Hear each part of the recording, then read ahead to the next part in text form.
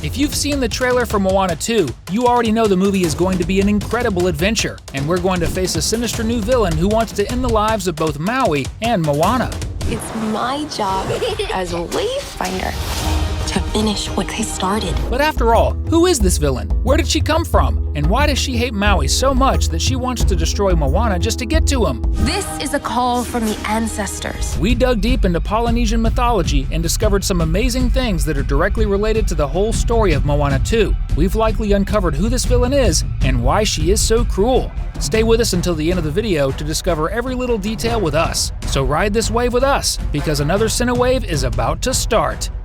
One of the things that definitely caught the most attention in the Moana 2 trailer, besides her little sister, is the appearance of a terrifying being hiding in the shadows who wants to kill Maui, but first wants to take out Moana to make the Polynesian hero suffer greatly. The first thing we know is that this person, or god, has known Maui for a long time, and it seems she hates him for something he did to her. And let's be honest, Moana's friend isn't exactly the most saintly person in the world. After all, he did steal the heart of Te Fiti, which ended up turning her into a walking, irrational lava monster. Even though he did this with the intention of helping humanity, stealing is one of the worst acts, and because of it, he was exiled to an island where he couldn't leave for 1,000 years. This makes us realize that Maui is incredibly old, even if he doesn't look it. Let's not forget that Maui is also an enemy of Tamatoa, the giant, slightly crazy crab who loves to hoard treasures and golden items. This suggests that the demigod has more enemies than friends, and the new villain is yet another name on the list of beings who hate Maui and seek revenge on the divine being.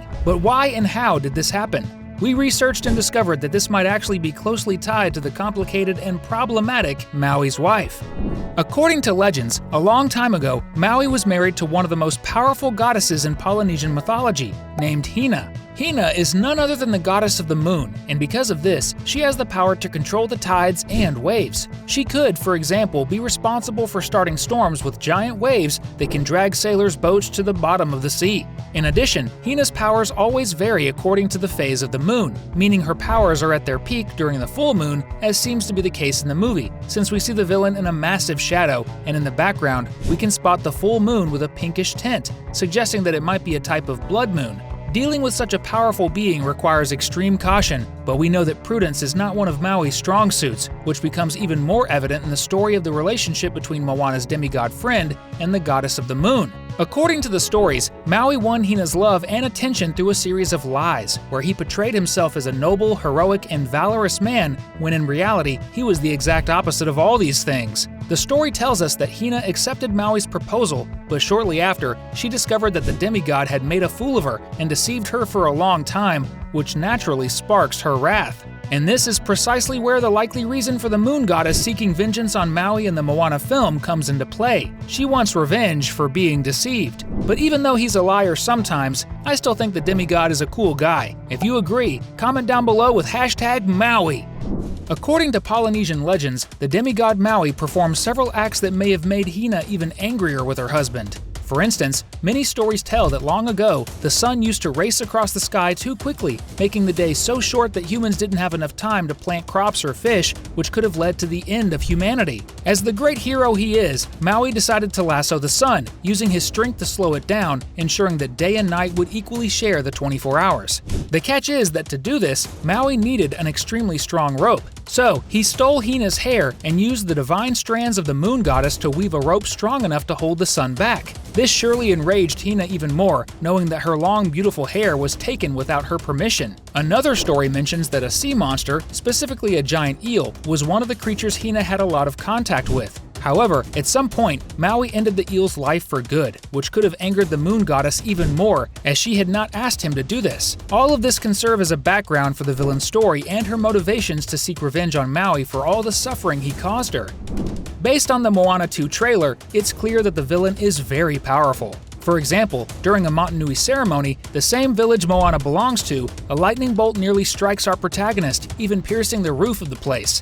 If you look closely, the lightning has a purple hue, which looks quite similar to the color of the moon behind the villain in the movie, who we believe will be Hina. This suggests that the villain will have the power to summon lightning wherever she pleases. Moreover, as we've mentioned before, because of her connection to the moon, Hina's abilities are tied to controlling tides and creating waves and even water whirlpools, which we see happening in several several moments in the movie. On top of that, if you look closely at the trailer, you'll notice that the villain's body is completely covered in bats. This makes perfect sense, since the moon is a symbol of the night and bats are nocturnal creatures, so it's only natural that she has control over a vast number of them and will use them in her battle against Maui. From the legend where the demigod uses the moon goddess's hair to lasso the sun, we can also imagine that she might have some power related to her strong, resilient hair. What's even more fascinating is that Maui's life and some of his stories seem to be directly connected to events involving women's hair, which we might also see happening in the movie, just like in the case of his mother. That's right, just like the rest of us, Maui has a family, and let me tell you, they are extremely difficult and problematic. To fully understand everything surrounding the new villain in Moana 2, we'll have to start from the beginning, thousands of years ago. Maui's mother is a human woman, but she has strong spiritual powers, and her name is Turanga. Legend says that when Turanga gave birth to Maui, he was so small and didn't move at all, making her believe that the baby had been born without life. She then wrapped the baby's body with a large strand of her hair and placed him in the ocean to be carried away by the waters. The twist is that as the sun rose and its light reflected off Turanga's hair, the gods were attracted to the shimmer and found the tiny baby, returning him to his mother. From that moment on, his mother raised the boy who would one day grow up to become the greatest hero of men, whom we met in the first Moana movie. And now, let's talk about another important member of Maui's family who might appear in the film. But first, if you haven't already, go ahead and click that subscribe button, okay?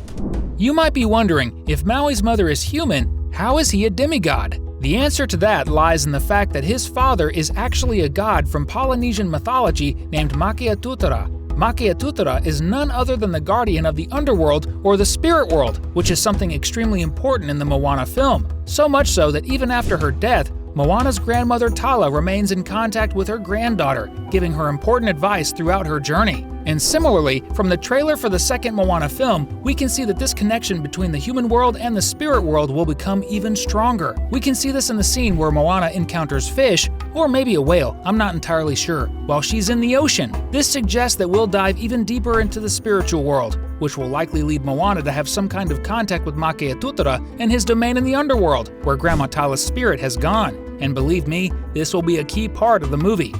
Driven by revenge, Hina will try in every way possible to hurt Maui, and based on the trailer, it seems her plan is to take Moana's life, whom she refers to as the Navigator. We have to remember that Disney originally wasn't planning to make a Moana movie, but rather a series with several episodes, which would have told a much more complex and longer story. In that version, it's possible that Hina would have eventually succeeded in taking Moana's life, sending her spirit to the world of the dead, where she would meet her grandmother, who would tell her that it's not yet her time to be there. With the help of Makeatutura, who has been keeping a close eye on his son's life, Moana's spirit would return to her body, bringing her back to the earthly realm. With the help of Maui and his father, they would defeat the moon goddess, who this time would be exiled just as Maui was in the first movie.